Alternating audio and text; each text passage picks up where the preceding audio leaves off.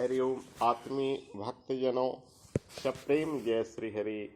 आज मैं आपको बताने जा रहा हूँ मनुष्य और उसकी महान शक्ति। ईश्वर की कलाकृतियों में मनुष्य सर्वश्रेष्ठ प्राणी है। 84 लाख योनियों में सबसे श्रेष्ठ मनुष्य ही कहा गया है और मनुष्य जीवन ही ऐसा मिलता है जो ईश्वर की प्राप्ति का मार्ग होता है और सर्वश्रेष्ठ प्राणी भी यही मनुष्य है।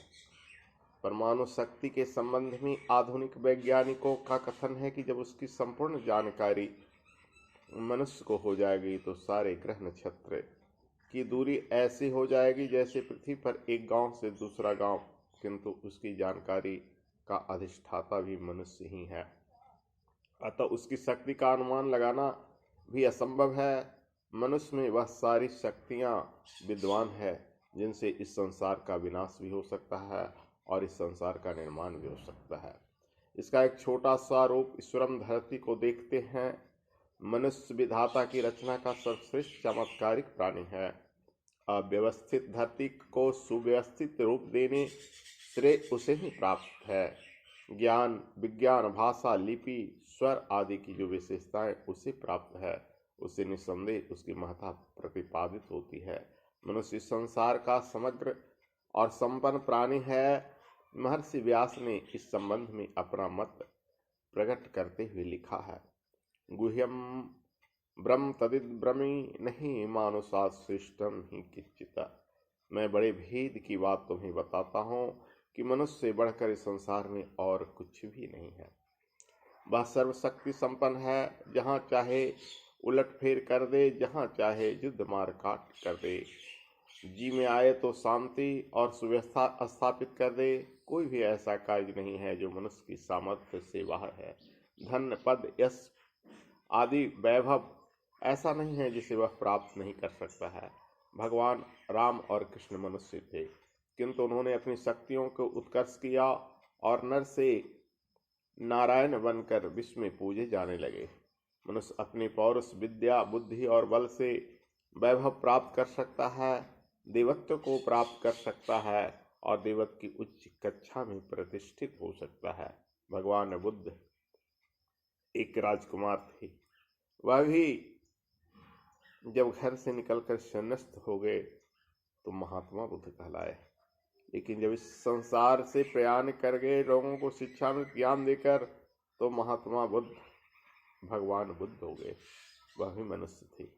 जो राजकुमार सिद्धार्थ थे वे महात्मा बुद्ध बने और आज भगवान बुद्ध बनकर विश्ववंद विश्व पूजनीय हो गए हैं। शास्त्रकार का कथन है, यद ब्रह्मांडे तत्पिंडे, जो भी इस ब्रह्मांड में दिखाई देता है वह सब इस मनुष्य के पिंड में है।